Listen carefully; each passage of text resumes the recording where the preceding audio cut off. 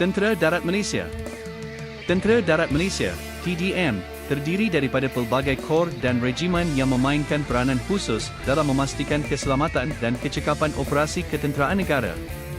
Struktur ini dibahagikan kepada 3 kelompok utama berdasarkan fungsi dan kepakaran. Kelompok tempur ini terdiri daripada unit-unit yang terlibat secara langsung dalam pertempuran dan operasi ketenteraan. 1. Regimen Askar Melayu Diraja, RAMD. Regimen Infanteri Tertua, ditubuhkan pada 1 Mac 1933. Dianggotai sepenuhnya oleh anak watan Melayu. Mempunyai 26 batalion, termasuk batalion para dan mekanis. Moto, taat setia. 2. Regimen Ranger Diraja, RRD.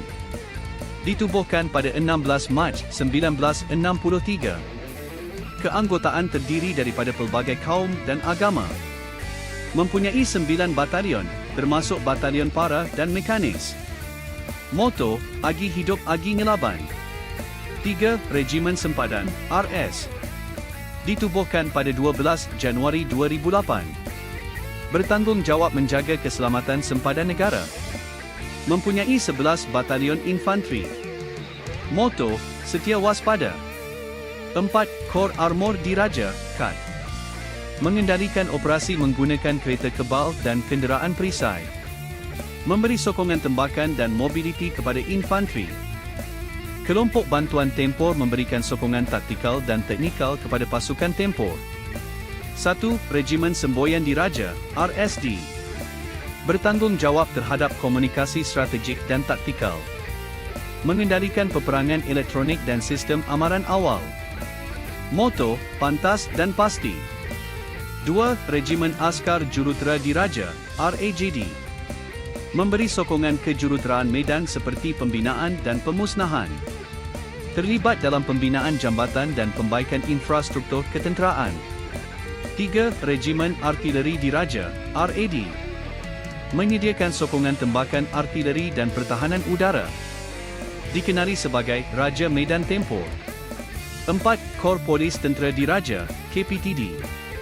Menguatkuasakan undang-undang ketenteraan dan disiplin dalam tentera.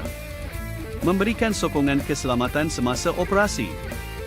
5. Kor Risik Diraja, KRD. Menjalankan operasi perisikan, pengawasan dan gerak saraf.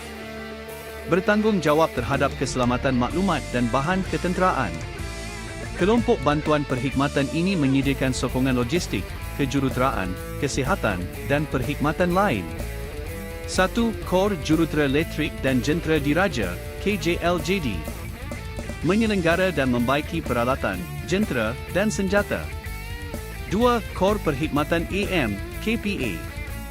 Mengendalikan perkeranian, keuangan, pendidikan dan perhubungan awam. 3. Kor Perkhidmatan Diraja, kepada. Menyediakan logistik seperti bekalan makanan, bahan api dan kenderaan.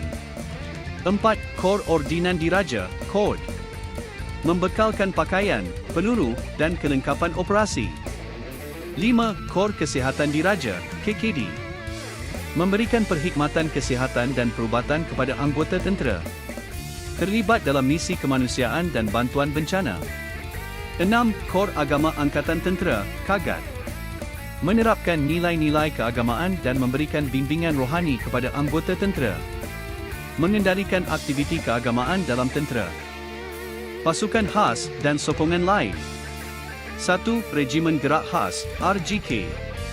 Pasukan elit yang menjalankan operasi khas seperti peperangan tidak konvensional dan anti keganasan.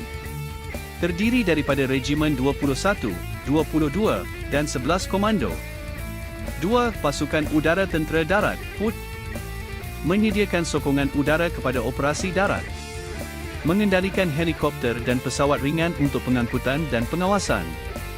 3. Regimen Askar Wataniah, O. Bertindak sebagai pasukan simpanan sukarela kepada Tentera Darat Malaysia. Menyokong operasi ketenteraan semasa darurat, bencana alam dan operasi keselamatan. Menjadi jambatan penghubung antara masyarakat dan pasukan beruniform. Semua kor dan regimen memainkan peranan penting dalam Angkatan Tentera Darat Malaysia dalam memastikan objektif pertahanan negara tercapai.